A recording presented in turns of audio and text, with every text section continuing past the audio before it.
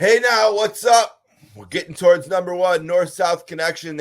We've been counting down the best WrestleMania participants of all time. I started the first video. We did Demolition, and then I did Ricky Steamboat with Scott Keith. I did Vince McMahon with Ryan, and I'm here today with my 24-inch podcast partner, the most knowledgeable Hulk Hogan fan in the state of New Jersey, the country of the United States, and the continent of North America, Hollywood Dave Rowlands. What's up? We got to do the deed here, buddy. Wait a minute, brother. I'm going to be 44 years old in June. This is kind of the age where my eyes start going on me. You know what I'm saying? So I'm trying to get a good look in here. Does that say number 2? It is a 2.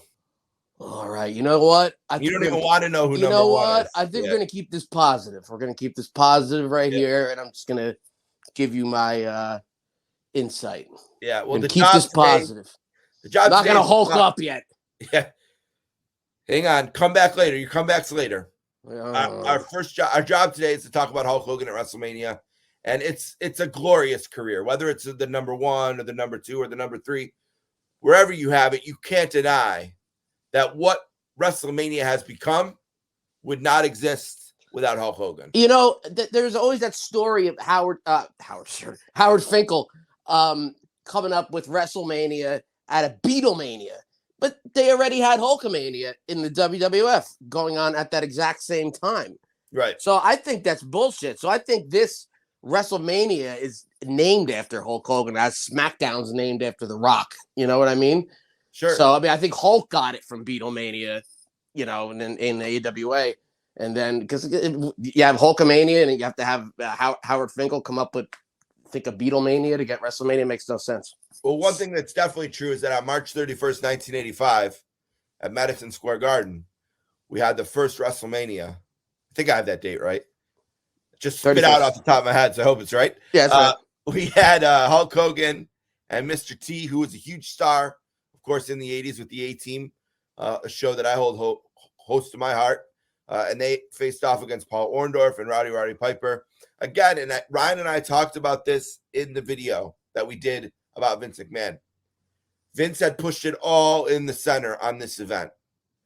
And once he did that, once he had the balls to do that, now the pressure transferred from him to Hulk and to Piper and to everyone else on that card to deliver a performance that was worthy of calling it WrestleMania, of it being the event that it would become. And, you know, Meltzer didn't rate it. Whoever Canton is, I still don't know. Yeah, who was that? 2 stars. Ryan gave it 3.25. I know we covered this one on our show. I don't remember what we gave it, but it's 4-ish. It's in the 4s for me. But they put on an amazing match that was star-studded. We had Muhammad Ali, one of the greats of all time, outside the ring, and then in the ring. And that moment when he jumps on that apron, I mean, Madison Square Garden is coming unglued. But this was masterfully built through the Rock and Wrestling. And shout out to Cyndi Lauper and to Dave Wolf and all the hard work that they put in to make this a reality.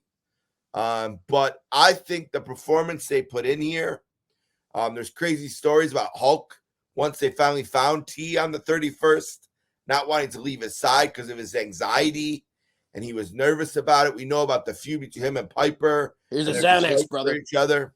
But they put on a great match here. It's one I love to watch and fondly remember. And, you know, I love just seeing the energy and the excitement in the garden for this match. The stars, everything that WrestleMania would become was born this day. And like I said, Vince pushed it in, and these guys paid the bet off. You know, what do you think about this one, Dave? Yeah, I mean, this is like Super Bowl-like atmosphere. I mean, we weren't watching wrestling yet, unfortunately. I really regret that. Just before us. Just before us. You came in right before WrestleMania 2. I came in right after WrestleMania 2. But, yeah, that atmosphere. I think this might be, even though we're both WrestleMania 3 marks, the atmosphere, I think, for this one was the most, like, oh my God, like, you know, that the beginning of the main event, the celebrity after celebrity. I mean, Muhammad Ali, come on. Liberace, Billy Martin in New York. You know what I mean? You can't. Cyndi Lauper at the time was the number one Pop star, well, yeah. besides Michael Jackson, I guess. But you And know what I mean? Madonna, yeah, the three of them, yeah. Right up there, you know. Yeah. And yeah, what a spectacle. And I think at this time, most of the people in the Garden still thought this was real. I think where it's come to, even in our era, everybody knows it's not. You know what I mean? So I think that people were trying to get at the heels and everything. Is you see Piper and them going down the aisle at the end. Well, that's at the Water Citadel score as well. But yeah, this is just it's a phenomenal main event. The show. Well, no, we're just talking about Hulk. So yeah, we'll just focus on Hulk. Yeah. You can listen to our thoughts on the show in the archives of the 24-inch podcast.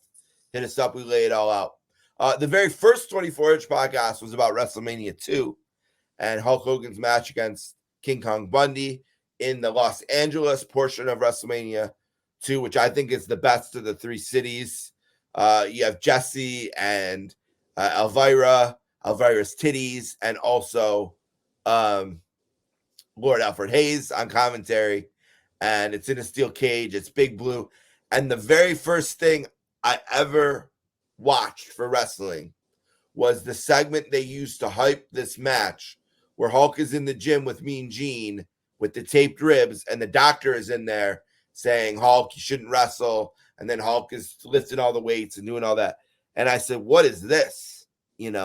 What is this thing? I got to see what this is about. And you came in right after. And again, we have one where Meltzer, we'll find out, is great. He doesn't like Hulk. He didn't like Vince at this time. So I think his grades are wildly skewed in a negative direction intentionally. I think he's trolling, to be honest.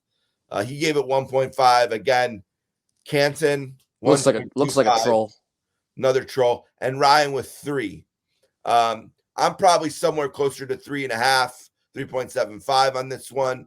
But I love the work that they put in. I love Bundy. I think he worked very hard in this match. I think he deserved to be the main event.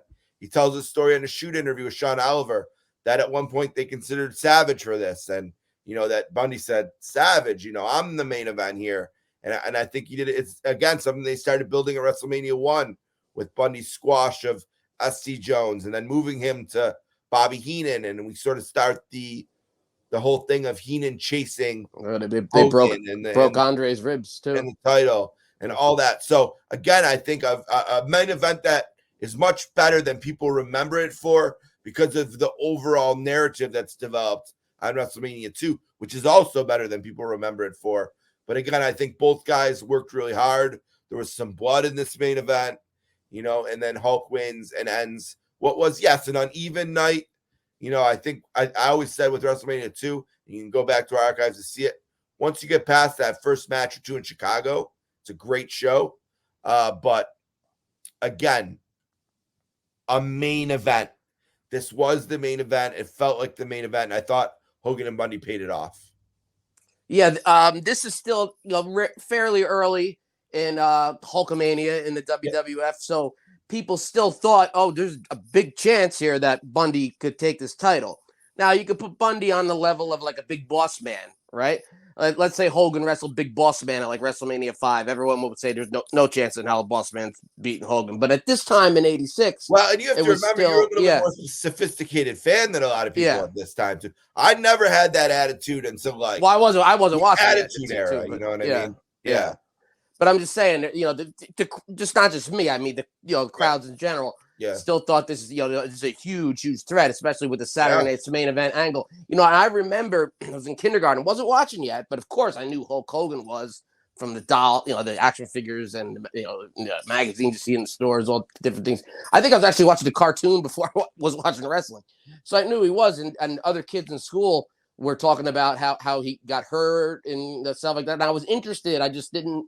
And I don't know. I just never had wrestling on for some reason, or just when it was on, I didn't, recognize anybody or anything like that. But then obviously later on the Hogan Orndorff feud hooked me. But this is your average, and looking back in hindsight, this is your average Hogan steel cage match. You know what I mean? And the commentary, I mean, it's different. Having it in 3 locations makes the gives us that problem. You have to have Jesse on play-by-play, which is and I strange. think Jesse being Hulk's adversary it makes it unique. Yeah, With him on play-by-play and reacting that it's way. different. It's different. And I thought Elvira did a good job. She loves that She was blood. the best of the 3 women in the show. By far. Yeah. Definitely better than Susan J. James. Right. But yeah, this is star-wise, yeah, 3.5, you know. That's fair. Ryan's I would fair say, here. Anywhere in that range. And debut of Real American at a pay-per-view for Hogan. Yeah. Well, of course, the first 2 WrestleManias lead into what we're now on the anniversary of as we record today.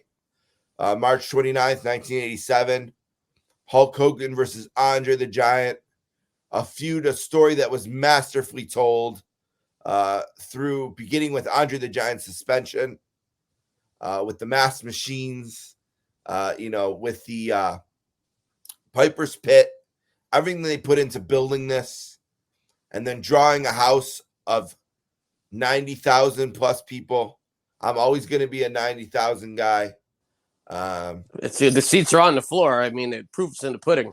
I mean, it's 80,000 for a Lions game. Right. The stadium is full, plus you got to add the seats.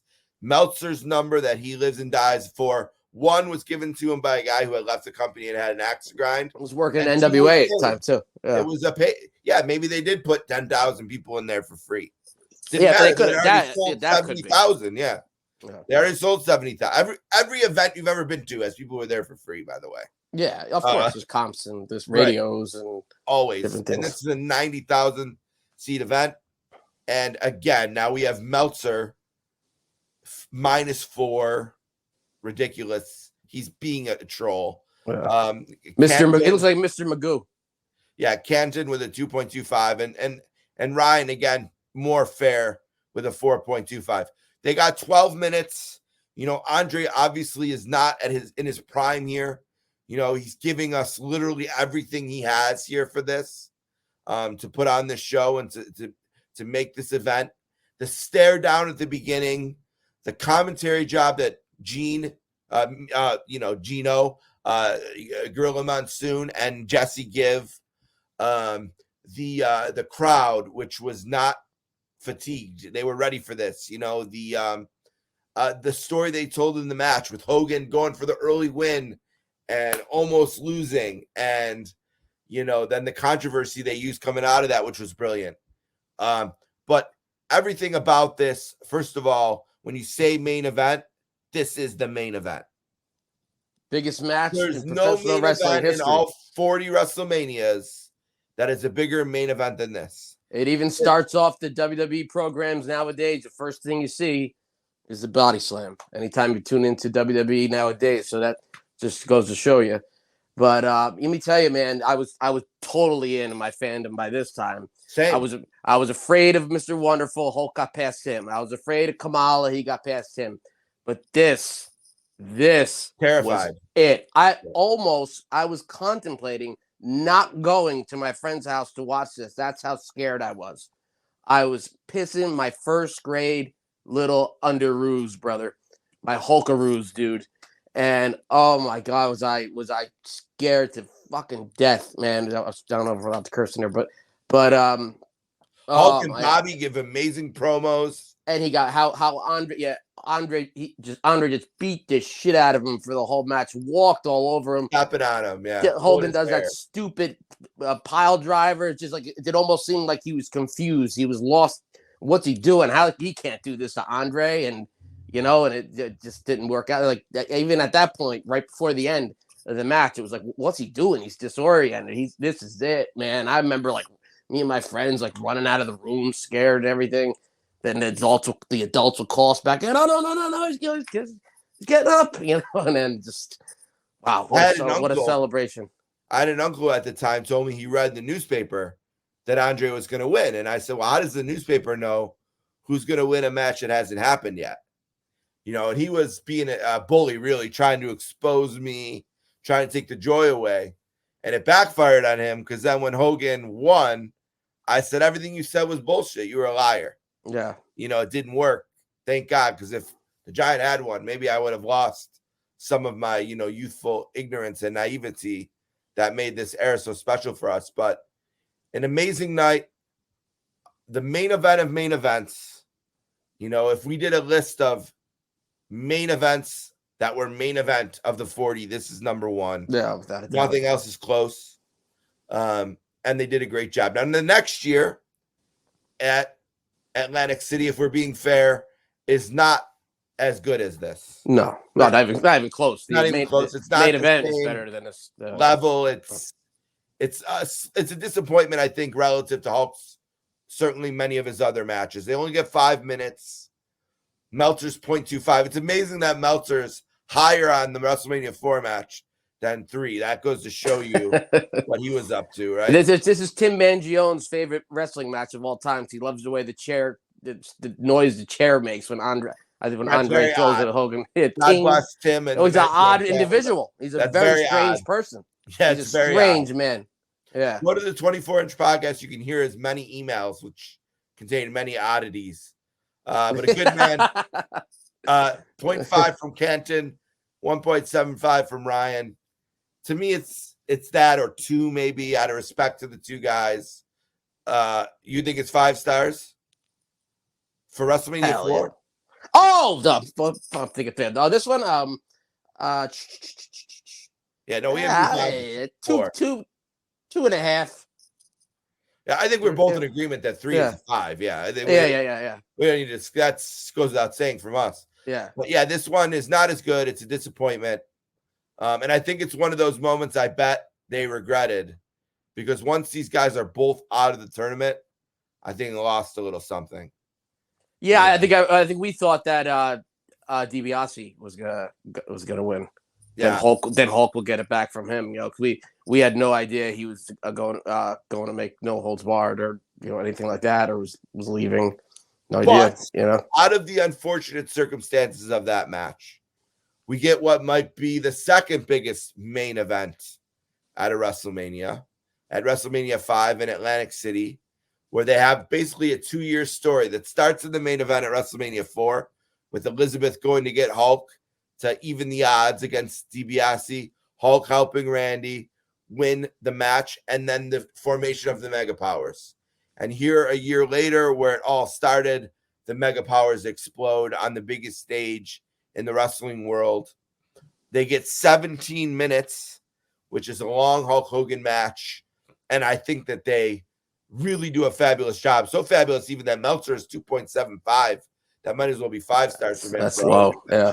But 3.5 from Canton and 4.25 from Ryan. But who are you, Canton? Reach out to us. Yeah, I don't know who you are. He's the owner of the Football Hall of Fame. Canton, Ohio. Yeah, he's the owner of that. And the city of Canton was named after him. His granddad was the original Canton. Maybe it's that D'Amato in disguise. To rebel from football, Canton went to wrestling. Because his family owned the Hall of Fame in the city of Canton and is rebelling. That's who he is. But a great night in Atlantic City. They finished the story. Hogan and Andre, who's injured, and Macho, who's injured that night. Yeah, staph infection. Has a staph infection on his elbow, which turns out to be a happy accident. I think that him being taped like that. I remember that whole match. I was nervous he was going to pull something out of there, or that was going to be loaded, or that was going to give him the edge to beat Hogan. That was on my mind that day, what I was thinking. It made me really nervous about the match. And then there's Elizabeth's role in this. Where is she going to be? Whose corner is she going to be in? Who's she going to support? And obviously, she's at the heart of the explosion, which we've discussed on many different platforms here on North-South Connection and ChroNoSo and our own show. But what do you think of 5? Again, one of the great main events. I think when you say main event, you think of something like a Hogan and a Savage in the final match like this. Yeah, I actually have a VHS family video of coloring Easter eggs. So Easter was like the week or two before. Show me that, yeah. Yeah, and I'm talking about how the Hulk's guaranteed getting his title back at WrestleMania next week, blah, blah, blah. We got to get that up on the 24-inch podcast page. But I was already in my cocky Hulk. I kind of went with Hulk, how he changed a little bit. I was in my cocky Hulk phase here where there's no chance he's he's losing this match. But then once you're in it, once the match is going on, then I would start getting a little more scared. But leading into it, I was arrogant about it. But obviously not the next year. But thought it was a great match. Could watch it any time over and over again. And they called back to a lot of their old spots from their Madison Square Garden 85 stuff. Yeah. So but this was better than any of those. This is a great main event. And kind of a one match card in some ways you could say that, I guess. And I would give this one 4.5. Yeah, I'm right there with you. Yeah. Next year, WrestleMania 6, famously, I was there with literally the worst seats in the history of the Sky Dome. I think they could have wrestled this match 2 or 3 times in the time it took me to get from the front door to my seats, but it's 24 minutes long. Hogan and Warrior in the Sky Dome in Toronto, champion versus champion. There's that dramatic opening to the show with Vince narrating the weird outer space animation. And we have 3.75 from Meltzer, which is a huge score from him. Canton the same. Ryan 4.5. I'll give you a live version of what this was like. I know at WrestleMania 4 they were worried about splitting the crowd, so they didn't have Steamboat Savage 2. This was an example of what happens. The crowd was split, but it was nowhere near 50-50. Toronto helps too because it's a big vast majority of the fans there were cheering for Hogan. Everyone around me, when the bell rang, maybe 2 people in the section I was in were cheering for Warrior. It was a very, very Hulk-dominated crowd. You can see it on the tape. Certainly, there were people in the end when when Warrior won who cheered because, especially the hug and all, Yeah, Hulk putting him over at the end. But Pritchard has said they need to find this lunatic in a broom closet somewhere after, and then on the way back to the plane after WrestleMania, they already knew they made a mistake in anointing him as champion. When we grew up, I had a Hulk wrestling buddy. My brother had Ultimate Warrior. I call him the ultimate idiot, and would beat the shit out of that thing all the time. I was never a Warrior guy. And at 9 years old, going on 10, driving home from this event from Buffalo to Toronto, I basically cried the whole way home. I was devastated and told my dad I never wanted to go to wrestling again. It was a crushing defeat. In hindsight, I think it was a huge mistake by the company. And I'm not as fond of the match because of that. I rarely watch it back. So to me, I'm like 3.5 on this one. I don't have a connection to it because it's just a bad memory in a way. For me, I don't look back on it fondly. How do you feel as someone who was watching it from home? I mean, this is the first time Hulk really loses at WrestleMania. Obviously, he didn't win at 4, but he didn't lose either. This is his first true loss at WrestleMania. First true loss, kind of, if you don't count the shoulder up on NBC. Right. First true loss as a face in the WWF, period. So what were your thoughts on this one? I was not arrogant about this one. Hulk's popularity he was still very popular, but by this one, it was starting to wane a little bit. There's dickheads at school, Warrior, Warrior this, Warrior that, and it made me hate the guy. You know what I mean? And I couldn't stand him, couldn't stand his promos. I just hated him, and I was worried sick that what ended up happening was going to happen, and you can't. That's why Vince didn't like doing stuff like this, because it made a lot of people hate the Warrior after this, diehard Hulkamaniacs, and not get behind him. Yep. You know what I mean? And the Hulk's house shows were outselling Warriors, and Warrior had the belt on him, so that's why they had to flip it. The match, though, 5 stars. The match is great. This is one of those that when Justin and the other gentleman, I'm sorry, can't remember his name right now. My apologies. No, Scott. Longest. No, they did the Ultimate Warrior. No. I'm out of guys. Yeah, you're out Marcus. of guys. Nope. You got me. Whatever. Longest hair. Seems like a friendly guy. Anyway, but they did the Ultimate Warrior on this, and they said this is one of the 4 biggest WrestleMania matches too, and I agree with them. The Battle of the Gods, Hulk and Andre 3, this one, then Hulk and The Rock and then the first John Cena and The Rock, because these are the 4 matches where nobody had any idea going in who was going to win. It wasn't like, it could go that way, but most likely it's going to go this way.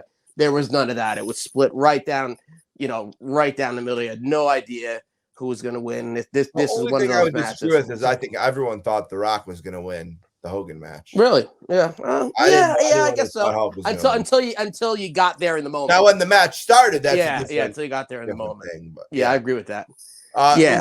We got to go on to WrestleMania 7. Which I think is maybe the most underrated match on the list, versus Sergeant Slaughter. 20 minutes and 26 seconds, maybe a little long. 2.5 from Meltzer, 2.5 from Mr. Canton, and 3.75 from Ryan.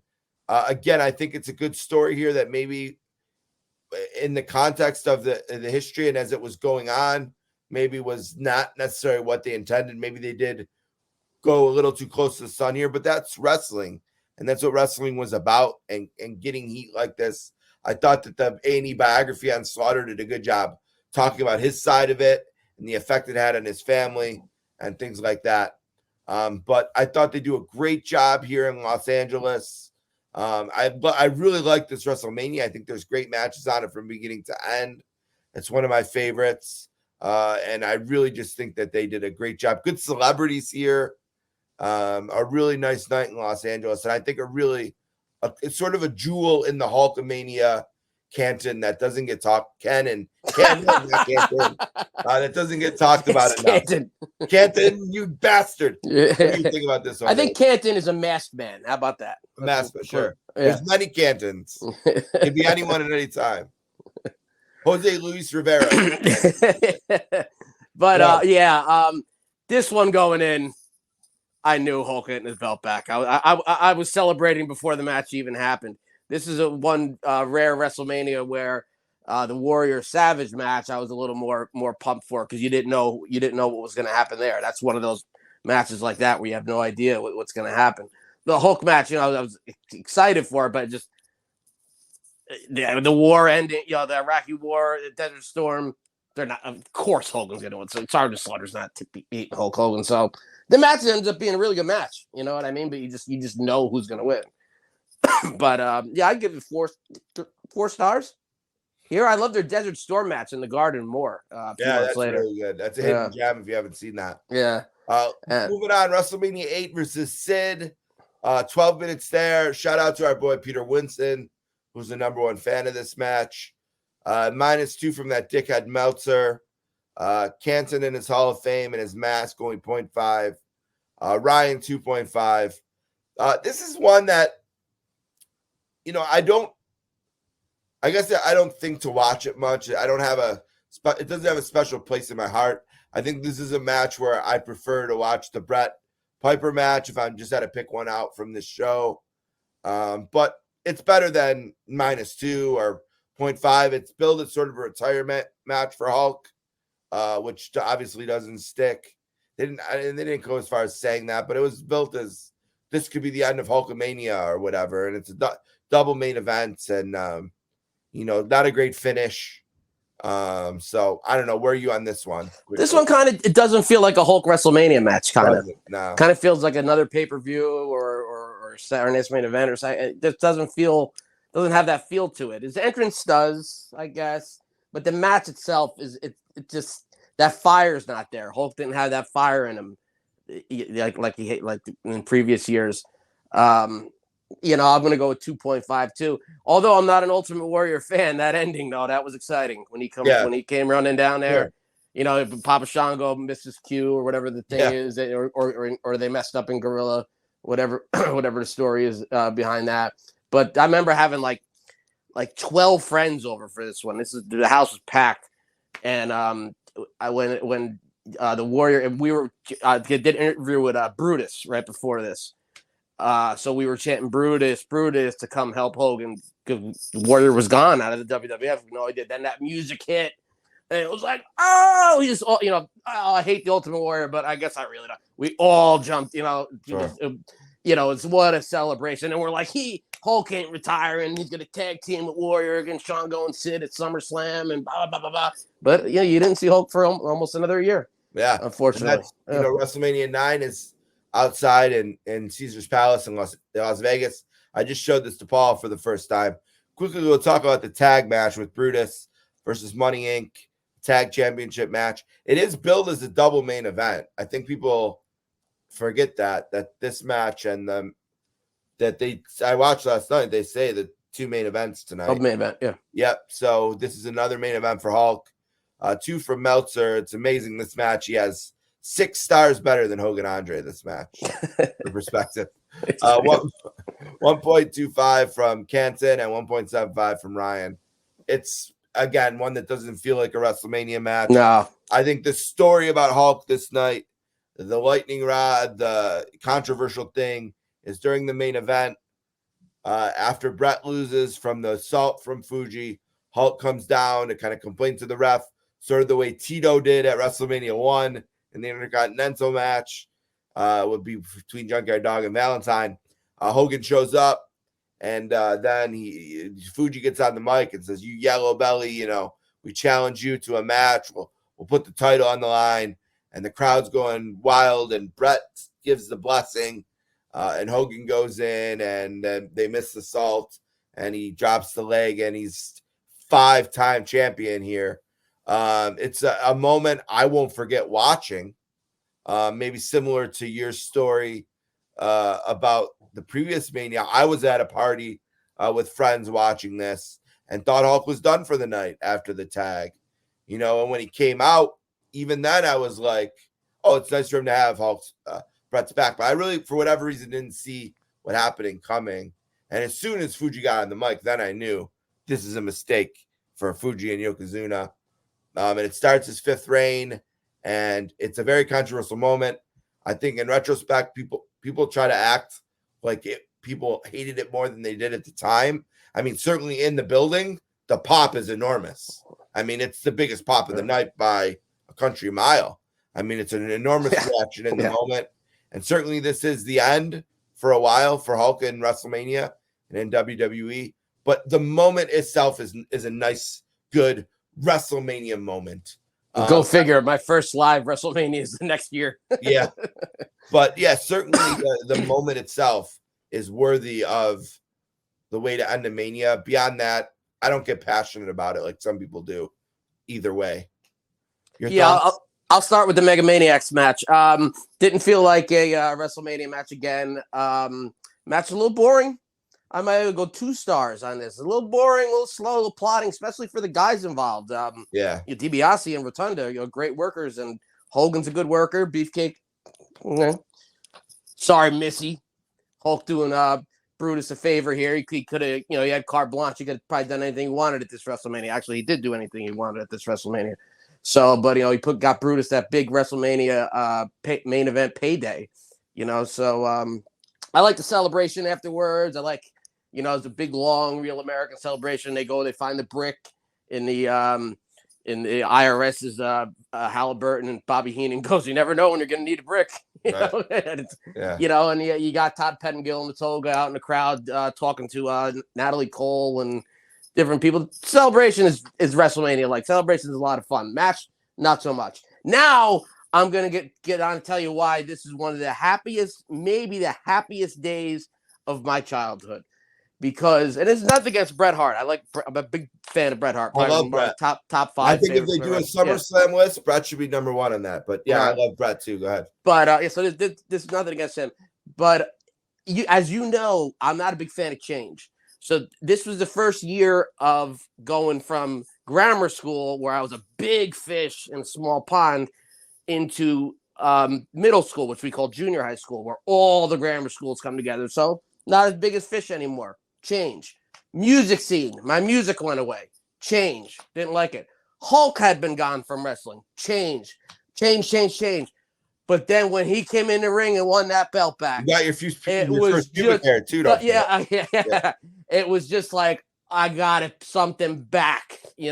Everything that's been taken away from me has returned. You know what I mean? I was so happy going to bed that night. And the Reign, I saw him at the Meadowlands. They had a rematch of the Mega Maniacs Money Inc. And the building was damn near sold out, where it was like, a quarter full when all the other shows prior to this. So that goes to show you. And God, was I in shock when Yoko took the belt right back from him. So it's kind of right back down. But then the next year, into getting into 8th grade, then all the people came together from the different schools and stuff, and made a lot of new friends, including Chet. But small pond again. It's pond, yeah. Right. Yeah. But it was just the right time for Hulk to happen. I mean, and such a shock too. What a shock that was. But I remember like my dad and different people say, "Oh, they're gonna strip him and do something like strip him of the title and do something like Tuesday in Texas the year prior." But they didn't. The referee's decision stands. The referee Earl Hebner was in the ring. Okay. So what a part. Happy as a pig in shit. No matter what you think of the decision to do it, you can't deny it was a great moment. Yeah. Moving forward to WrestleMania 18, the Toronto pay-per-view, WrestleMania did not go to. If you want to hear why, 24-inch podcast, it's in our archives. It's still a great day for me. The Rock, a singles match, 16 minutes and 24 seconds. One of the biggest mistakes of all time is to have anything after this. This was the biggest match of the night. It's a legendary match. This was the main event. It's on the cover of the DVD and all, right? Yeah, I don't know why Triple H and whoever went last, Jericho maybe, or Edge or whatever it was. I don't even care. Jericho and Triple H. Yeah. I'm sure they'd tell you that was a huge mistake. No, Jericho says, I don't know about Triple H, but Jericho says it all the time. Yeah. An amazing match. The crowd reaction. After years, for me, you went with Hulk to WCW and you had no problem cheering for him as a bad guy and all that. I wanted no part of that. I didn't like how the ring ropes were black. I didn't like the way it looked on TV. I watched very little WCW historically. And also it came in a moment in my life where I was playing on 2 hockey teams and had less time for wrestling anyway. So I had lost the connection with Hulk. And when this match happened and the reaction that happened, and it was fun, it was okay to cheer for Hulk again. There was a little bit of rebirth in me, maybe the way there was with you in 9. Disappointing Hulk didn't win. I understand why he didn't. Certainly a big moment for The Rock and his career going forward. But they got me a few times where I thought, wow, Hulk's going to actually win this.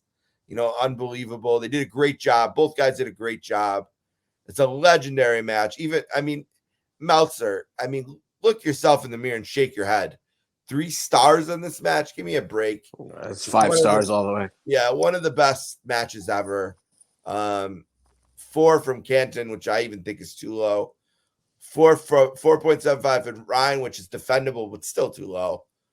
This is one of the great moments in the 40 WrestleManias. And it's to me, it's second best match at Mania behind Andre. Your thoughts? Yeah, this is on St. Patrick's Day, so we were a bunch of now I go from 7th grade now to what am I 21 or 22 or something? This time 21, I think. And we go to my Uncle Tito's house, smashed, from St. Patrick's Day, at 7:00 for WrestleMania. Got more beer and stuff, so it's a big party. Like we used to have the Nitro parties there at Uncle Tito's house. It's the same deal, and a couple of years prior. But guys, girls, everybody, but that I was worried about Hulk embarrassing himself work-wise in the ring. That kind of like shit. Like, so some of his, I'll admit, some of his stuff at WCW was good, but some of it in the ring was not. You know what I mean? And people do get older, especially a man of his size. But he tore it up, man. He tore the house down, and everybody, most of the girls that were hanging out with us, like The Rock, of course, as the crowd switched, my friends switched. Everybody switched. And the friend of mine, Jeff Gogol, he actually made it into the pros in baseball. That I don't know how far he went right there. I don't think it went too much. Just that's one hell of a compliment in its own, just getting there. But he said, while this match was going on, if Hulk Hogan doesn't win this match, I'm never watching wrestling again. And he never watched wrestling again. I mean, he was a pretty busy guy, obviously, but he never watched wrestling again. But my God, we were just, everybody was just, it was like insanity. I even my Uncle Bob, God bless him, he's a guy who just passed away, was not the biggest wrestling fan, was a casual, came downstairs, he lived upstairs, he'd come downstairs, and like, what's going on? Like, oh shit, Hulk Hogan's still wrestling? Like, everybody was just, the only thing is, like, I don't mind that he lost. I kind of like how everything played out, but the only thing missing was when The Rock gets Hulk to pose, if Real American started playing. Right. Yeah, Real American. Boy, I guess they didn't have it because they weren't. This all happened on the fly, right? At Access, Hogan got a big response at Access. I don't know if they're calling it Access back then or not, and I think Stephanie McMahon saw that. She knew, and she said shit, but I guess they didn't. And then there's always these conflicting stories. They made him go home to get the red and yellow, or they didn't, they did, they didn't. There's all kind of crap surrounding that. So I don't know what to believe there. But he doesn't start wearing the red and yellow until like 3 weeks after this, which is strange. But yeah, Real American would have been I don't know what I can't. I bet they didn't have it the next night. I might have body slammed my 70-something-year-old uncle. Real American, Yeah, the next night he was still coming out to NWO. So they were certainly unprepared. So I went into this thinking Hulk may embarrass himself, tripping over his own feet like that match with the Warrior in WCW Halloween Havoc '98. But that was quite the opposite. And sheesh, this has to be still the match. Hulk Andre, I was a little kid. You know what I mean, running out of the room scared and stuff. Hulk Warrior, a little bit similar to Hulk Andre, but this got to be the one where that room was rocking watching this, man. I never saw so many eyes of adult people glued to a predetermined sport. You know what I mean? This was just over the moon. I remember my dad was in. I remember bringing home watching the tape, and he's like, Hogan, what's he, 50 years old, 49, whatever? Come on, this can't be that good. He the fucking tape. He's like, holy shit, like this that was after Andre, this is the one. All right, let's finish up. We're running long. Vince McMahon the next year at 19, a match that needed to happen and had no business being as good as it was. But a credit to Vince McMahon here as well, who really works his ass off. 20 great minutes, no dull spots. I didn't think. I rewatched this week, getting ready for this, and almost forgot how good it was. Because it's not one I go back to that much because it's just out of my era, and that's sort of. But to rewatch it and to enjoy it, 3 from Meltzer. Again, he's got this one 7 stars higher than WrestleMania 3. 2.5 from Kenton and 4.5 from Ryan, or 4.25, which is fair. Really good, hard work, good match for the era. It fits the era, right? This is the kind of match these street ruthless aggression era. They're really good at this time, and a great job by Hulk and McMahon to pay off the love-hate story of their relationship since WrestleMania 1 here at 19. So good stuff here. Quick thoughts on this one. There's another one going into it. I was back to, God, I hope these two aren't tripping over each other's feet out there. You know what I mean? Like, I hope this doesn't, kind of how the Brett match turns out in 2010 with Vince. But right. No, going into the we had another packed house, maybe not quite as full as the Rock Mania, but same place, Uncle Tito's house, a bunch of beer and stuff, watching WrestleMania, and loved the match. Hulk pulled this one out of his ass, and Vince too, doing leg drops off ladders, and Hulk going through tables, and so he can do it when he wants to. You know what I mean? And then when Rowdy Roddy Piper shows up, brother, out of nowhere, what pop everybody. Like, what's Rowdy Roddy? The Taz on commentary, Rowdy Roddy Piper. Oh my God, was I so excited? That's in an era where it was very hard to pull off a secret. Yeah, and I That don't was think really hard to do with the internet here. You know, everything leaked, everything was known, and they pulled that off. You know, Vince coming up with the pipe, the apron, that shot they get him, the blood, the sadistic face, yeah, and stuff. And you know what? I wasn't sure if Hulk was gonna win this match. I didn't know. You know what I mean? So it was kind of fun that way too. I was very happy when he won. Then Shane McMahon comes out in the end and has a stare down with Hogan. So I thought that was going to be the next match for Hulk and Shane, which probably would have been cool too with Shane, all this crazy shit Shane does. sure. But instead, they took that Mr. America angle. It's basically the Machine's angle, the same thing.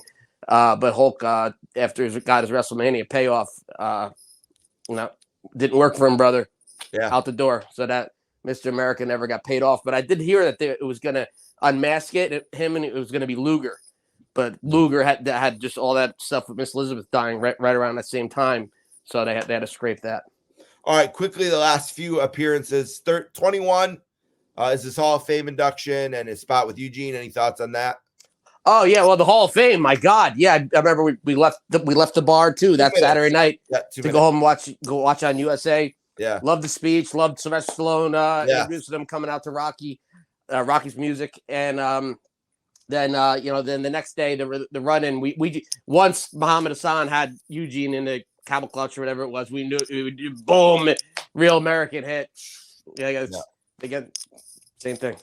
Very good. Number 30, one of the great moments, I think, in WrestleMania. That's not a match. Maybe even I'd rank it number 1. Hogan, who's hosting, starts off WrestleMania 30 in the ring, comes down, accidentally calls the Superdome the Silverdome, which is a Saints fan. This is the first WrestleMania on the network, too, right? If I recall. And, that was really cool. And then Austin comes out of nowhere. You got the guy who made Vince a millionaire and the guy who made him a billionaire together in the ring at WrestleMania, and when they come together, it's like, oh, do we have a kind of showdown do we have here? And then, Hulk, Austin is great to Hulk. Then comes The Rock. And again, now we have, a guy, Rock has wrestled Austin 3 times in the main event. He's wrestled Hulk. What's going to happen here? And again, nothing but love, a great spot, hugely over with the crowd on a night that had great moments with Daniel Bryan and paying that off at the end. I thought this is a great way to start. That WrestleMania 30 has one of the great beginnings and one of the great ends in the history of the series. Whatever you think about Bryan or that match or whatever, you can't deny that moment. If we talk about moments, it was great. But Hulk does a great job here. Thoughts on 30? I'll just talk about the opening segment. I think it was a happy accident that he screwed up with the Silverdome. So that was so much fun with Austin and just having those 3 in there. I kind of thought, should Bruno come out, too? Oh, but he didn't. Yeah, but he didn't. But Bruno drinking a beer. But just awesome. I know we don't have a lot of time. So 31, we have the run-in as NWO. Again, this doesn't hit me probably the way it maybe hit you in terms of nostalgia. I was never carried either way for Sting.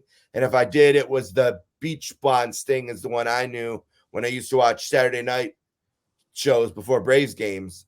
But his one WrestleMania match, unless he had another one, I don't remember, but certainly his first. And then a good nostalgia moment, just not my nostalgia necessarily. You probably have fonder memories of this than I do. I when it came down, I remember I was out of the room. We're at Tim's house, his apartment. I was out of the room doing something. And all of a sudden, hear the NWO music. So I can run in. I'm happy, but then you got like jabronis like Billy Gunn and whatever the other one's name is beating up Hulk Hogan and Kevin Nash and Scott Hall. I mean, come on, they were going back and forth. But to the Marks, like this was like a dream match thing, but it really wasn't back in the Nitro era. And DX was a very small group, and childlike, where the NWO was like we're gonna kick your ass like gang. Sure. Yeah. But it was still cool to see Hulkster out there. Good moment. All right. Then we fast forward to 35. He's the host again, this time with the beautiful Alexa Bliss. Oh, there's a surprise host. He wasn't supposed to be. I was at the Hall of Fame the night before, got to see him. Then I was at this WrestleMania, and I just got to my seat. But I hear Real American. You know what I mean? Yeah. So what a moment. 37, hosted Titus O'Neil. The internet skewered Hulk on this one, saying there was all these boos and this and that. Yeah, the setup. And then we find out it's like 2 guys near the camera or something. Right. he was well received there. But that's Hulk's career at WrestleMania. Some of the best matches, some of the best moments. Anyone who knows us or has heard our show knows where we'd rank him. But even for him to be 2, ranked by people who maybe didn't necessarily live some of these big moments, I think is a testament to how much he's given to WrestleMania and how great his career has been. Dave, we love to talk Hogan. People can watch us or listen to us do that on the 24-inch podcast. Our next episode is actually about WrestleMania 7. We'll go into more detail about that on there. And you can find many of these matches in our archives. And by next year, hopefully, we'll have at least started what will be an ambitious project talking about WrestleMania 3. But that's the Hollywood Dave Rowlands in New Jersey. I'm Steve Bennett in Buffalo. The great immortal Hulk Hogan, WrestleMania, number 2 on this list, but number 1 on ours. We're out. Mark Poirier, Canadian sexy boy. We are here to break down the number 1 competitor in WrestleMania history, Shawn Michaels. First, right off the bat, do you agree that Shawn is number 1? Even though I am Canadian and I love Bret Hart as much as the next Canadian, I can't disagree. Shawn's Mr. WrestleMania. With our list and anybody's list, if they're saying it's Hogan or Taker, they're lying to themselves. It's 100% Shawn Michaels. And 100%. I mean, I'm just some idiot on YouTube saying it, but I'm sure there's a lot of idiots who believe like me. He's number 1. It's hard. When you look at it real quick, you think The Undertaker, kayfabe push, kayfabe streak. Of course, he has a great resume within himself, but he has a lot of doo-doo in there too. And it's a push. Like, he's the best push wrestler at WrestleMania. When you think Stone Cold Steve Austin, he made Vince a billionaire. The second industry boom of the 90s and the Attitude Era is off his back, and he had some very warranted WrestleMania moments at 4. And then you have number 2 in Hulk. He is the draw. He got it running. The 24-inch podcast guys just had verbal masturbation on Hulk for the last 40 minutes. So, I don't have to do that justice. But overall performance, 11 all-time matches, no real misses at all. Perhaps a few slight disappointments, but overall, he's Mr. WrestleMania, like you said. He's the best performer in WrestleMania history, in my opinion, and a few others' opinions. So I'd like to hear otherwise, but let's just do him justice. In case if there's any naysayers out there that would like to say he's not, let's do our best to put him in his rightful place. I'm a broadcast journalist. I'll tell like I see it, as Jesse Ventura would say, so I'm ready. All right, so the Rocker stuff at WrestleMania 5, the Twin Towers, WrestleMania 6, the Orient Express, WrestleMania 7, Haku. I think we go 7, 5, 6 in the order of that for pretty much like quality-wise, all hovering around 3, Orient Express kind of more hovering around 2.5, and perhaps the Haku and Barbarian are closer to 3.5 for some of us here overall. But overall, that's not going to hurt as a resume. It's only going to kind of bolster it as fresh stuff. And as overall as a tag worker at WrestleMania, I really enjoy the Rockers. Just nothing super sexy, super solid, more like it. Yeah, it's just like I'm with the 7 match with Haku and Barbarian. I thought the 3 of the best of the 3 between those. Orient Express one's probably, I don't know, for me is kind of the worst one. Just kind of you more remember it for Marty Jannetty falling into the front row at the finish. That's kind of what I always remember about it. And the Twin Towers match was more of a showcase for them, being the pushed act than the Rockers were. But obviously, you can see Shawn, the worker, was there and ready to come out and blossom as a singles, as we are going to get into here right now. He kicked off WrestleMania 8. WrestleMania 8 was the turning point of like a new era. Out with the old, in with the new, and he was the first face that they put out there. And goes 18 minutes with Tito Santana, Meltzer 2, Canton 2.75, JT 2.5, so a 2.42 average. Yeah, I'm about closer, 2.5. It's decent. Probably didn't have to go 18 minutes, but it's a really good showcase for Shawn Michaels on the grandest stage of them all as a single performer. I agree, and obviously it was more of the beginning of the Shawn Michaels Heartbreak Kid character with Sherry at his side and getting that over, and just getting over as a heel and somebody that they were obviously getting ready to push down the line. And as we get into the next WrestleMania, into the Intercontinental Championship scene that he would take into. Yeah, my favorite part of WrestleMania 8, for Shawn Michaels, that is when Bobby the Brain Heenan would say, just so you know, Shawn Michaels has left the building. And of course, Gorilla would say, who cares?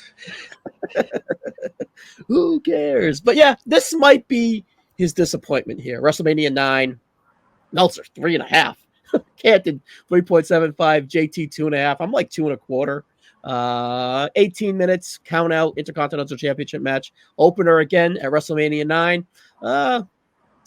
It's a good worked match, terrible finish. And it's more about Luna and Sherry kind of getting in the way and protecting Tatanka. So is that really Shawn? But it was a kind of dull match. So perhaps I'm more of the, like, I'm closer to 3. I actually do like the match. The finish is horrendous. Don't get me wrong. Also, like you said, with Luna being introduced as Miss Ontario, and as living in Ontario all my life, there are a lot of women that look like her, so I vouch for that. But I think Shawn, was in the groove here, and I just like that match. And it's not maybe because it was one of the all-time worst in a lot of people's opinion manias, and maybe it was just like a highlight, but the finish was god awful, I thought. But I thought Shawn was great in that match, and I thought it was a good opener. Not like the best one ever, but better than most. Better than the Tito one, I thought. But again, that's just my opinion. Yeah, that's splitting hairs, really. We're talking about fine to good over spots. But I need to know about Miss Ontario real quick. So would Luna be like an Ontario 7, 8? What do you think? For me personally, she would probably be a 6. But I mean, we're talking Ontario now. Like in Ontario, is she like 8? In Hamilton, she would definitely be a 7 and maybe close to an 8. But in the rest of the province, she'd probably rank a little bit higher. But for my personal taste, she'd be a little lower. But speaking of the men of Hamilton, there, she would be up there. Can you imagine if that flooded our comments? Like Luna is rating Luna. All right, anyways. We get an all-time match at WrestleMania 10. JT and I had this in the top 10 on our greatest WrestleMania matches of all time. Around 7 or 8 or so.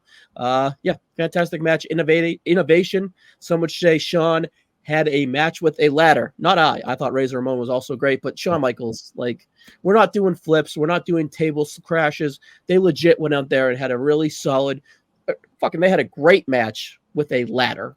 The psychology was crisp. The action was awesome. Perhaps they went a little long as they cut a 10-man tag out of the card, but overall, I don't think they stayed long whatsoever. And this is a great match, and it was innovative, and it's very pivotal in WrestleMania history.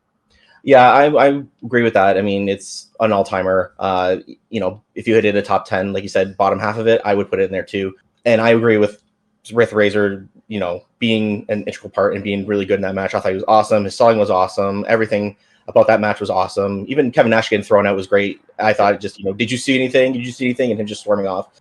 Just the bumps, even the bumps that Razor took, to the floor and the concrete, and and just like you said, it was a worked, really great worked match. It wasn't just like doing spots with ladders and doing the stuff that would come with the TLC matches and now beyond.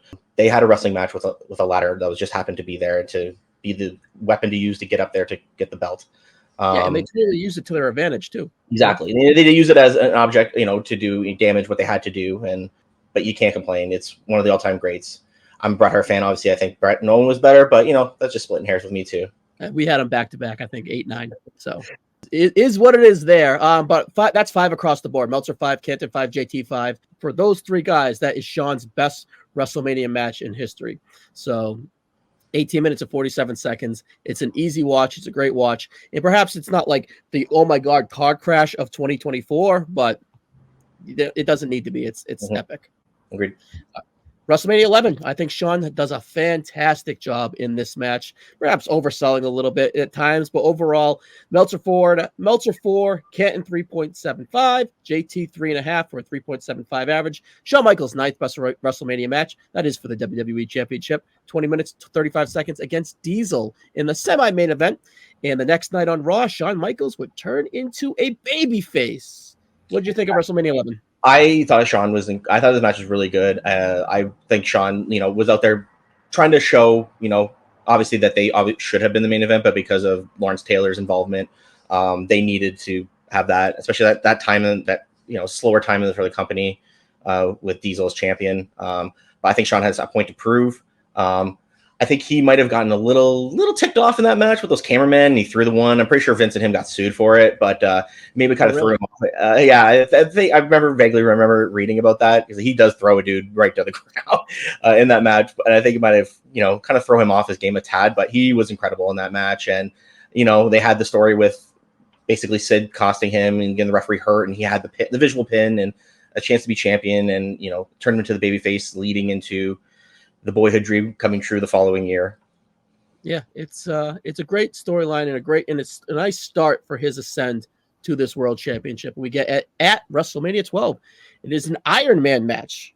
1 hour, 1 minute and 56 seconds. Meltzer, 4 1/4. Canton, 4.5. JT, 4 1/4 for a 4.33 average. 6th best WrestleMania match for Shawn Michaels. Personally, I'm at a straight 4. I think it's a great match. It's a little long. I never really necessarily want to go back and watch it, but I sent you a 3-minute clip today of all that work rate condensed into one flow. And goddamn, those two went out there and put on a performance. Yeah, that was their point to prove that they were the guy, and that this was their era, this was their time. Hogan was gone, and they needed to, we're getting into the Monday Night Wars now, and they needed to prove that, I guess, into each other, that they were the man and who was going to be the man going forward into the future for the company. I love the match. I mean, yeah, I did go back and watch it. I'm an idiot, but that's fine. It's a great match. Obviously, the crowd in Anaheim's always been very quiet and did kind of, and I think I've always heard Meltzer say that he was there and people were leaving in droves during that match, which is a shame. But for me personally, watching it, a great match. However, my broadcast journalism is about to go out the window when I say Bret Hart got screwed in this match, and it was a 60-minute time limit. BS. Vader should have killed Gorilla Monsoon on the night after Raw, so he wouldn't have been there to make this decision. I stand by that to this day. Marcus slipped him a 20 before the pod started.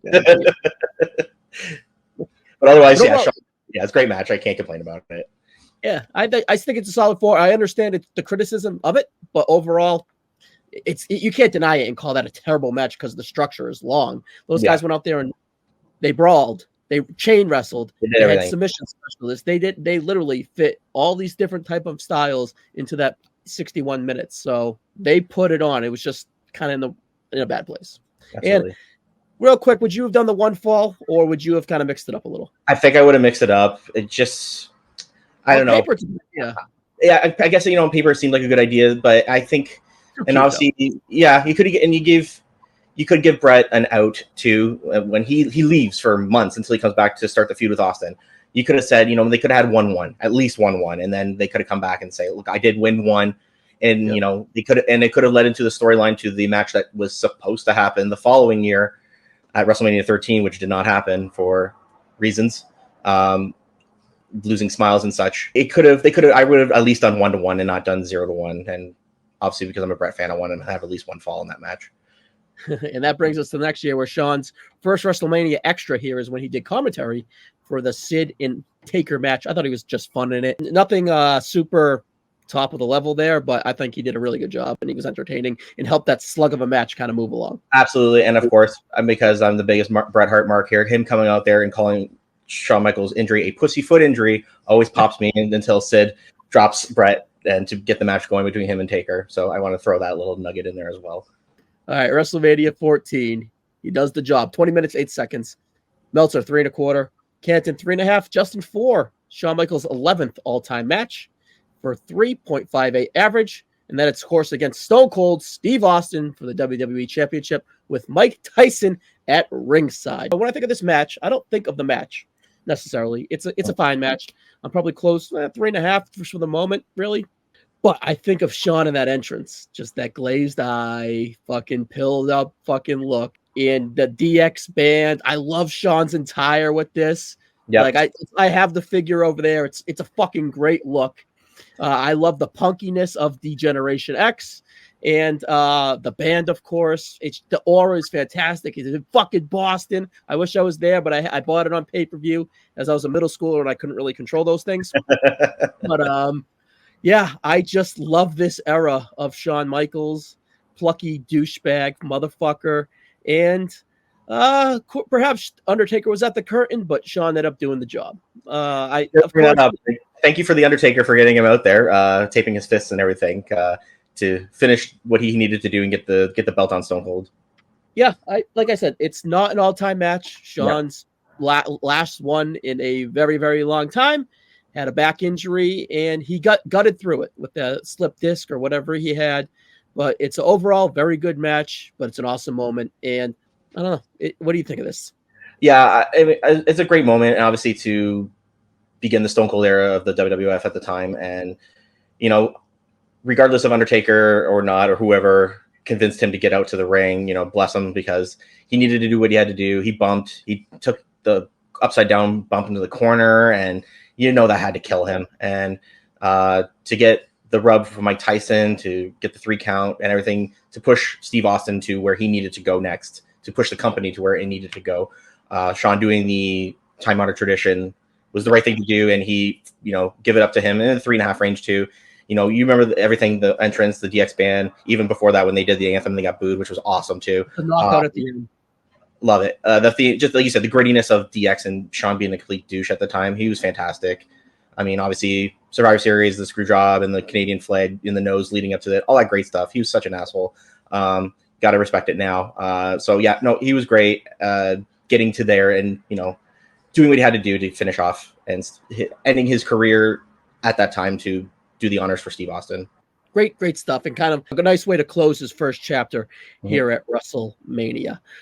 WrestleMania 15, he's the commissioner. He has a fun promo with Vince before the main event of 15 to say whatever. I don't know. It's decent. I remember watching 15, or I watched it for The Rock, and it was fine.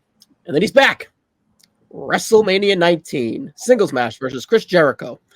22 minutes, 43 seconds. Meltzer, 4.25. Canton, 4.5. Justin, 4. Myself personally, 4.5. But overall, this is a 4.25 average mark. And it is his 7th best match at WrestleMania. I love this match. I'm watching it over again. I think it's absolutely fantastic. Yeah. I'm in the 4.5 range. Watching it again, I forgot how great it was. Maybe I didn't realize that at the time, but watching it again, it is so good. They were both like, just seeing Shawn. He was lean, he was clean, obviously, and just him going out there with somebody who could obviously respected him and, you know, wanted to put on, you know, steal the show. And I thought they did. I thought that match was incredible. Just everything, the bumps and the selling and just the pace of the match. I thought they, you know, they just did everything, and like anything you could think of in that match was just crisp and great. And I just love that match. I think it should be a little bit higher in the talk of Shawn Michaels WrestleMania matches. Personally, just fantastic stuff. Well, for someone that loves fucking WrestleMania 19 and Justin, he sandbagged the shit out of it 4.25. And I constantly fought for it in the WrestleMania countdown, every single match ever that we did. And I think we ended putting it in the mid to high 30s. I think it's the best match at WrestleMania 19 personally. I love the Vince match just as equally, but we went higher with the Vince match because Justin had it higher. And we kind of equalized. It is a partnership with that thing, but overall, personally, I think this is the best match at WrestleMania 19. Yep, I couldn't agree more. And I like Brock and Angle too. That the finish was wonky and everything. It's a great match. It's a great WrestleMania. Yeah, but yeah, it's a great WrestleMania, and that is Shawn and Jericho is just such a great match. I can't speak any more highly of it. It's so good. Go watch it right now. Stop listening to us. It's great. This is my personal favorite performance for Shawn Michaels, and that's WrestleMania 20 versus Chris Benoit and Triple H for a triple threat match for the World Heavyweight Championship. 24 minutes, 40 seconds. Meltzer, 4.75. Canton, 4.75. Justin, 5 for a 4.83 average. Shawn Michaels' third best WrestleMania match, and personally, I am at 5 myself also. So yeah, this is going to be obviously a little bit weird for me to talk about because of who, Chris Benoit. This is the first time I've ever had the chance to talk about him post all this, so I tried to watch it objectively in a vacuum of just wrestling. And yeah, wrestling is it's so good, it's great. It just brought back all the memories of that night watching it at home, and they came flooding back to me, but then I had to stop and remember what happened after that. And it was very hard for me.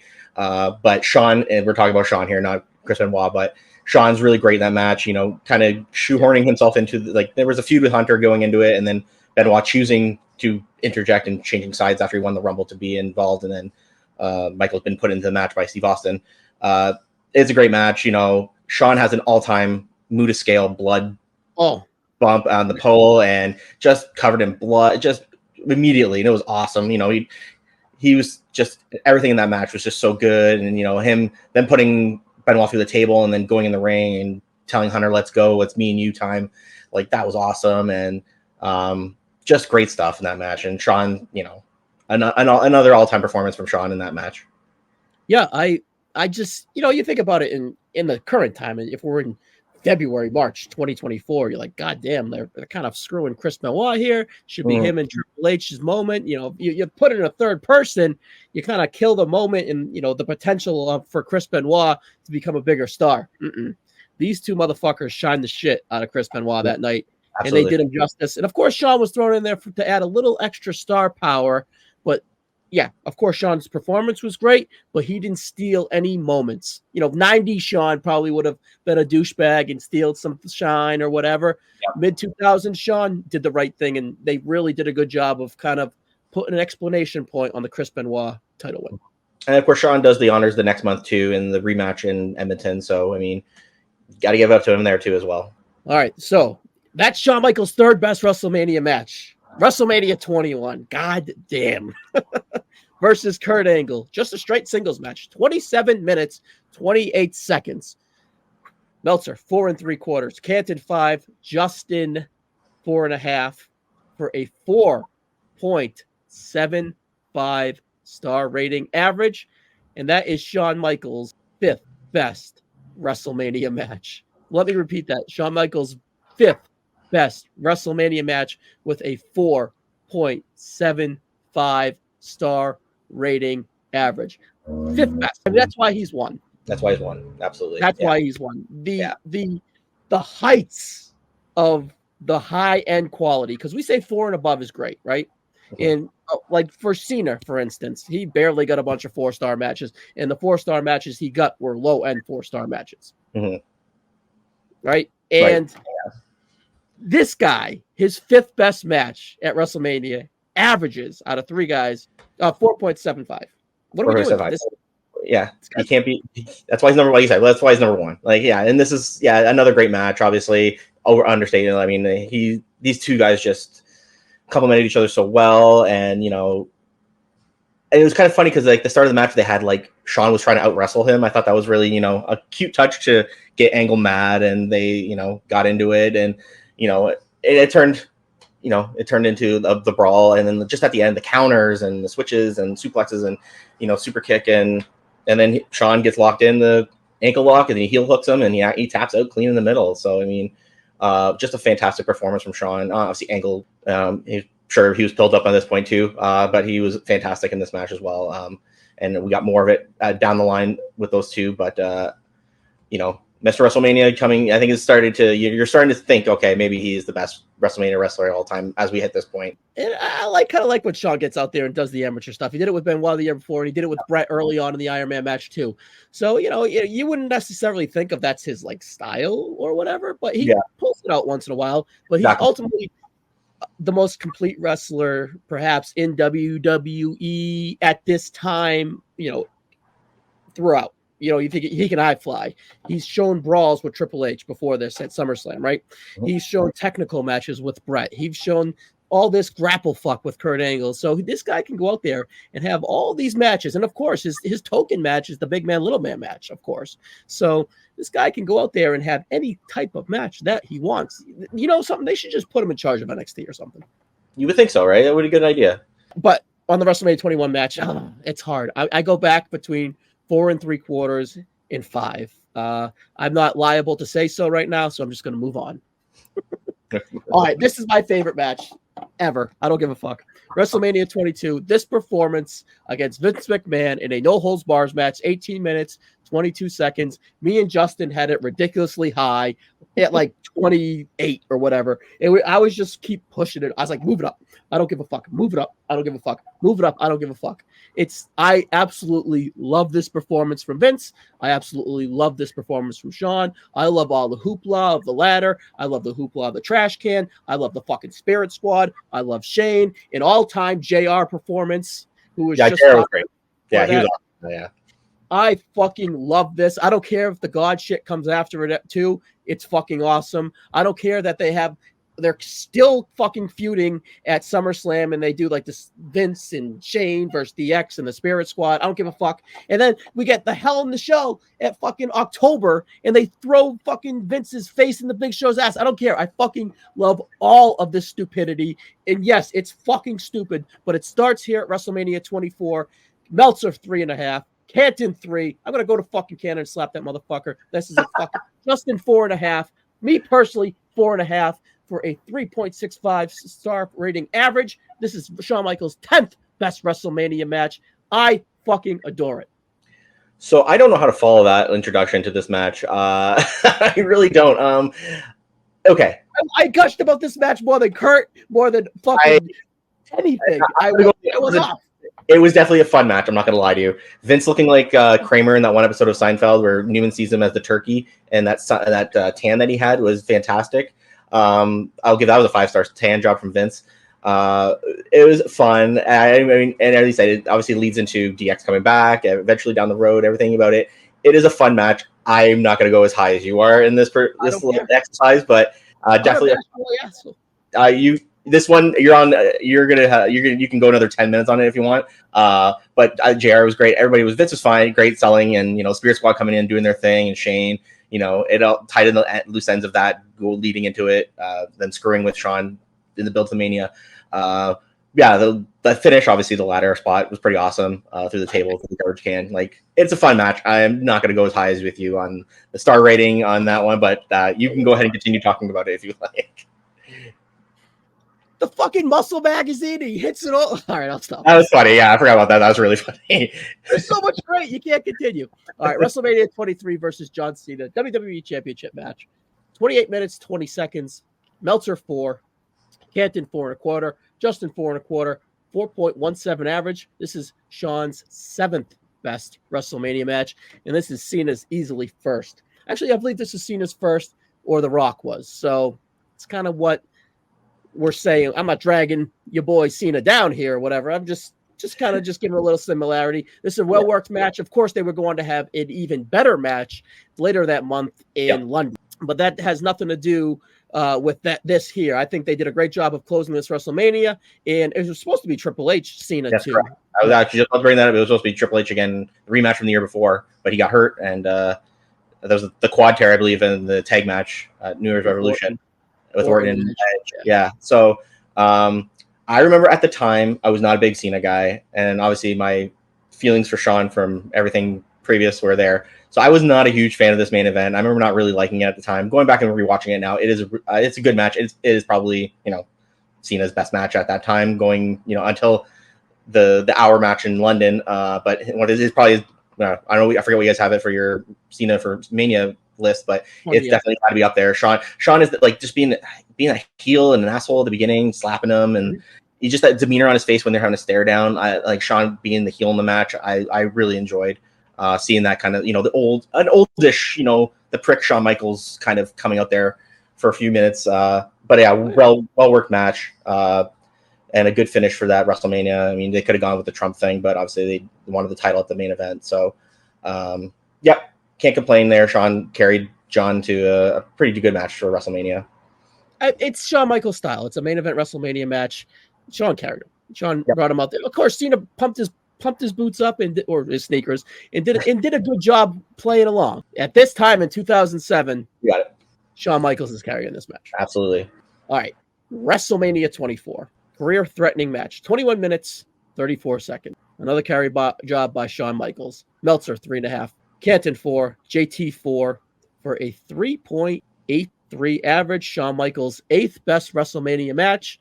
I'm at personally for the moment and everything involved at 4.25. I think this is great. I think Shawn does a fantastic job in there with a 57, 58-year-old Ric Flair, who obviously can still go to an extent, but not to the level that this match got to. Not saying it's an all-time great match, but it's an all-time great moment, and they went out there and delivered. I think Shawn is very, very good in this match in a lot of aspects. I think he did Rick a lot of favors. Rick was obviously extremely emotional before, during, and after this match. And I think it's safe to say, I can't believe we're saying that Shawn Michaels carried Ric Flair to this match, but probably emotionally for a 57-year-old Ric Flair, he probably did. I thought Shawn did a great job of laying it out. It was a sick backflip moonsault on that table bump earlier. He had to have cracked a rib. I think did. Yeah, he gets smoked, and you could tell like that was more than just selling there. He was in pain, and they did the moonsault to the floor again on the other side, and he's clutching his ribs immediately, like his stomach and everything. So yeah, I'm pretty sure he was hurt pretty good after that spot as well. But overall, pacing wise, Flair looked 10 years younger. Even 15 years younger. It was a lot to do with that. It was almost not like a super turn back the clock performance by Flair, but obviously it was good for his first retirement match. It was really good. Obviously, his next one would not be as good and sad, but this was great. Shawn was awesome in this match, and of course, it's the moments, especially it's a lot about WrestleMania moments, and obviously the "I'm sorry, I love you" super kick finish. Flair's beginning to cry. It's one of the all-time great WrestleMania moments, and yeah, Shawn had the working boots on, and especially the lead in and all the he had to put him down, Old Yeller, and all that stuff, and it was perfect. The finish was perfect. I loved it. Shawn was great, and Flair carried did his portion that he needed to do great, and it was a great send off, obviously leading to a great send off the next night for him personally, and then of course ruining it a year later by reneging on the stip. Yeah, and then we would go on to WrestleMania 25. And this is my personal opinion, Shawn Michaels' greatest WrestleMania match of all time. I fought for it to be number 2, and I lost the coin flip to Justin, and we went. And another match made number 2. Actually, when by the time it releases, the Ultimate Warrior match is number 2 with Macho Man. Yeah. So, all that being said, I watched this weekend as of recording it on the Peloton, and goddamn, these guys outworked. They stayed in ring. Of course, they had their big spots, but when me and Justin broke this down, I said this is the best in-ring, no stipulation match in WrestleMania history for sure.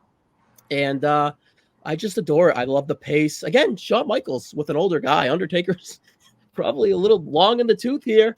Of course, he's in the midst of the core WrestleMania run that kind of gets him to number 3 on this list. So, of course, it's not a carry job, but Shawn Michaels brought his working boots tonight. And it's a fantastic match. I don't think it's masturbatory. I think that the kickouts and the big finisher spamming and all that stuff was built fantastically well. And don't forget, we're in a fucking massive stadium, and they sound like a fucking goddamn arena. Yeah. Right? They sound like they're at WrestleMania 22, and it's ruckus, and it's fucking indoors, and the sound is bouncing off the ceiling back into the ring, and it's thunderous, and we're even at a fucking indie show with 150 people, and they're fucking ripping and roaring. If you look at the fucking facials in the people on the crowd here during this match, they are fucking at wits. They're out of their body in this match. 5 stars for me. I fucking love it. Yeah, it's I think it's Shawn's best WrestleMania match. And how can it not be? It's, is it the greatest WrestleMania match of all time? Yeah, some might say it is. And I wouldn't argue with it because it's so great. He said just everything about it, like the facials, like the selling from both guys. And that my favorite, obviously, is the kick out by Shawn on the first tombstone that he takes. And that bewildered and shocked look on Taker's face is kind of almost iconic in a way. How did he kick out of this? And just everything. I mean, obviously Taker almost died on that dive. That Deuce Domino didn't catch him, which I don't blame Deuce for whatsoever. But everybody did. Was it Slim Snooker? Sorry. Was he not Deuce, or was he? Sorry, I got the name. Sorry, it was Deuce. I apologize. Deuce or Domino, one of them assholes. Yeah, the other one of the greasers who was the cameraman. I forget. Jimmy Snuka's kid. He took the heat for not catching Undertaker, but that was not his fault. But that spot was pretty cool. I mean, in retrospect, almost dying there and then coming back and doing like another 15 minutes or whatever. Yeah, just everything about that match, just the selling and the kickouts. And like I said, if you're going to do the spamming of finishers and the kickouts, and it's obviously going to be at WrestleMania. But you said they built it well into the story and the structure of the match. And you can't ask for anything better. That, a great match that would obviously kick off as we get to the end of the year and the Slammies in that year, going for Shawn challenging for the following WrestleMania, and everything that led to what is Shawn Michaels' final WrestleMania match, as we're about to talk about. Is it really spamming of the finish though? Like, it's like the melodrama stuff was just tipping the touch of it, and it was built so well. And so well, but I mean, for some people, I I called it spamming too, but are they like when I think of spamming finishers, it's like they're yearning to get the crowd interested in this thing. Right. You know what I mean? But the crowd is just like at the fucking edge of their seat the whole fucking time. And every punch, they're at fucking awe. So I don't get the criticism of it. I've heard for years that criticism with it spamming and things like that. So I mean, just bringing it up. But I mean, like I said, if it fits into the storyline, which I think it did, in the structure of the match, and then I think it's totally acceptable at this point. All right, so the drama that was organic at 25, not necessarily there at 26. Undertaker again, no disqualification this time. Streak versus career, 24 minutes flat. Meltzer 4 3/4. Canton 5, Justin 4 3/4 for a 4.83 average. Shawn Michaels, 4th best WrestleMania match of all time. Of course, this is just as good in ring. It's the structure just as strong, even a little bit more with the no DQ stip. I thought that was a good twist to add a little extra juice into it. If this match was a standalone for not comparing it to 25, we're still getting a 4.3 star rating, perhaps 5 even. But overall, I feel that the stipulation of Shawn retiring kind of took the juice out of the match because, of course, we're all marks and we know what was going on. Yeah, I think you're right on that. And obviously we knew, kind of with the Flair situation, we knew Flair was going to lose. Obviously he won the Hall of Fame the night before. And then we all knowing that this was the end of Shawn's career, kind of took a little steam out of it. It is still a really good match. Going back and rewatching it now.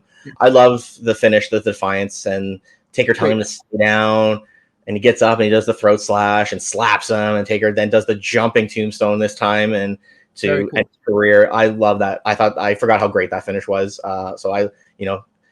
It's still a great match, not as good as 25, obviously, but it was a great performance for Shawn, obviously, again, and to punctuate his WrestleMania career with this match, you can't go wrong. He's up there with his top matches of this period, and what can you say? It solidified him as Mr. WrestleMania. That was just, that was it. He was the man, and he's always going to be the man of Mania, probably for a long, long, long time.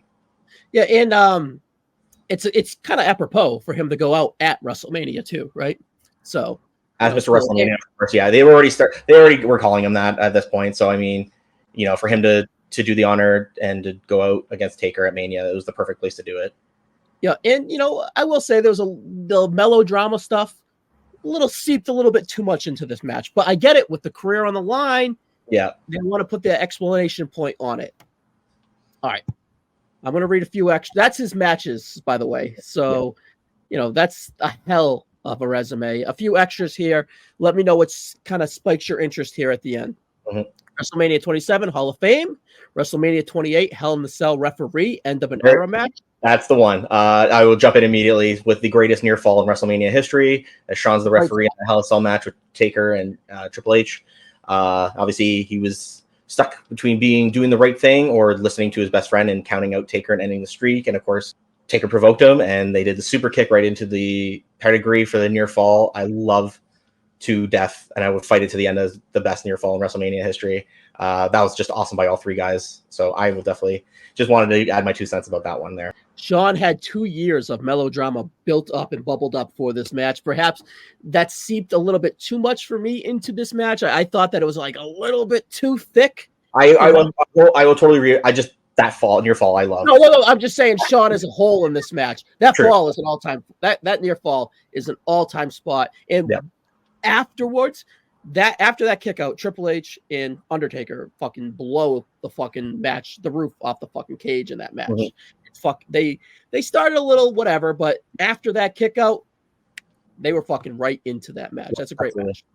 And Shawn did add to it, despite me being a little perturbed with all right, lean back a little bit, Shawn. You're the reason why this match is happening, but you got to forget that you are not the match. 3 more here. 29 in Triple H's corner versus Brock, whatever. 31 DX and NWO running. We'll get to that in a second. In 32, Foley Austin surprise after the New Day match. 32 real quick.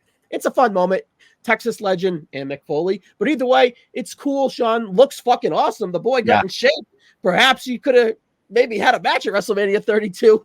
There was some star power needed on that card, but I'm glad that he kind of honored the stipulation for the most part of not returning to the match. Mhm. Whatever. Saudi don't count. We're not doing the best Saudi countdown of all time on that match. But anyways, and then at 31, I thought he was perfect. The super kick. Have the DX guys and the NWO guys run out, and then Shawn runs in, super kick Sting. I thought it was a great spot, and of course the super kick looked fantastic. So out of those two, which one? What did you kind of like a little more? I mean, obviously everybody's criticized the Sting Hunter match to death, and I get it. I mean, it was for what it was, and the moment I'm watching it here at home, I loved it at the time, and just like you said, it was all about nostalgia and WCW versus WWE and all that jazz, and obviously Hogan and the NWO coming out, and then DX guys coming out, and then Shawn with the super kick. That was awesome, and I love it. So I mean, if you're looking for a really good shot, like really good fun, like just a fun moment, I thought it was just fun for like those guys getting involved at the end of that match. All right, here are his stats as we complete here. Star rating average, 17 matches, 3.86, second highest of all time, right behind Flair, who only had 5. And he's only like 0.06 star ratings behind him at 12 more matches. That's kind of outrageous if you think about it. Sure. 5 total main events, 5 total world title matches, and 11 all-time matches. Of course, again, for the final time, an all-time match is 4 stars and above from one of the Raiders. And most of these out of the 11 are very high end star rated matches. Shawn's fantastic. I think he's number 1. I think we did him justice. If there was anything to keep him away from 1, what would it be? Personally, maybe perhaps he's not the biggest draw, but what's your opinion? Yeah, I never really thought about that question, but if there was something to keep him from, it's not the work, because the work's there, and the body of work it's hands down the best. I don't, I said we're just two dudes talking about it with all these other little ratings and things like that, and just judging about it, but it might be draw. And I think, obviously, 96 with Brett, Drew, but not like, didn't think of Drew big buy rate. He's not there for 13, 14 was on the ascent and Tyson. Yeah, that was Tyson, and obviously the draw towards that and him being there. Later, the second half run of him, I mean, WrestleMania became more of the, it's just the brand of WWE, not necessarily, you could say not necessarily, at certain points of WWE now, it was more it's a circus, right? But WrestleMania was just the biggest thing of the circus of that year. And Shawn, being the main event with Cena, that was not him. That was the Vincent. That was the biggest buy rate. There's a good exclamation point on it. 24 to the million. Well, that's Floor Mayweather, but he's a nice B part, putting Flair over. He's been a part of big ones, but he's not been the reason for the big one. You know what I mean? But I mean, it was either Trump or Floyd or whatever. So yeah, I think we might draw if you had to pick one. If it was all time draws of WrestleMania, he's not number 1. But I don't think we're talking about that. We're talking about in the ring. Well, we waited, but that's the reason why perhaps some other people wouldn't have him at 1. Begrudgingly, I will say Shawn Michaels is number 1. Yep, I really don't even think it's close in my opinion, just due to what we just kind of laid out there at him. But this is it, Mark. This is the end of the countdown to the WrestleMania countdown. You're on ChroNoSo with me. You usually have nothing to plug, but check us out on ChroNoSo. ChroNoSo, that's all I got. When I'm on ChroNoSo, I don't plug anything, but I'll plug ChroNoSo here. So yeah, watch it, listen, do what you gotta do. Well, that is it for the WrestleMania countdown. Please give us your thoughts and opinions on who should have been 1, perhaps where Shawn and Hulk should have lined up. Should have Taker been in the bottom 2? We'll see. But overall, perhaps maybe there'll be a quick roundup afterwards from a few of us. But overall, Poirier, thank you, buddy, for doing Shawn with me. We did him justice. Thanks for having me, dude. All right, guys. See you on the